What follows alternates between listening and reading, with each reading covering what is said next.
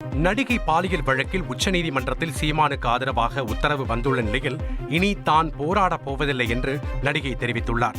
இது தொடர்பாக அவர் வெளியிட்டுள்ள வீடியோவில், சென்னை உயர்நீதிமன்றத்தில் தனக்கு ஆதரவாக காவல்துறை தரப்பு வாதங்களை வைத்தது போல் உச்சநீதிமன்றத்தில் தனக்கு ஆதரவாக யாரும் பேசவில்லை என்று வேதனையுடன் தெரிவித்தார். தொடர்ந்து தன்னை அசிங்கப்படுத்துவதால் இனி போராடப் போவதில்லை என்றும், இதுவரை தனக்கு மக்கள் கொடுத்த ஆதரவுக்கு நன்றி என்றும் அவர் கூறியுள்ளார்.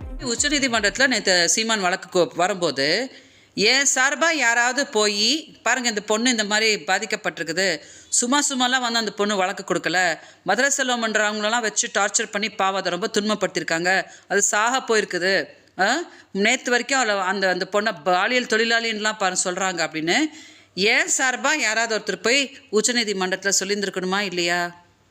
சொல்லலை. அடுத்தது அவளை எவ்வளோ முடியுமோ அசிங்கப்படுத்து, அவளை எவ்வளோ முடியுமோ கொச்சப்படுத்து அப்படின்னு அந்த ரூட்டு தான் எடுத்துகிட்டு போயிட்டுருக்கறனால அந்த அசிங்கத்துக்குள்ளெல்லாம் இறங்கி நான் வந்து போராடணுன்ற அவசியம் எனக்கு கிடையாது. ஓகே. ஸோ இது வரைக்கும் மக்கள் எனக்கு கொடுத்த ஆதரவுக்கு மக்களெல்லாம் புரிஞ்சுக்குவாங்க. ஸோ நீங்கள் எல்லாரும் எனக்கு கொடுத்த ஆதரவுக்கு நான் ரொம்ப நன்றி தெரிவிச்சுக்கிறேன்.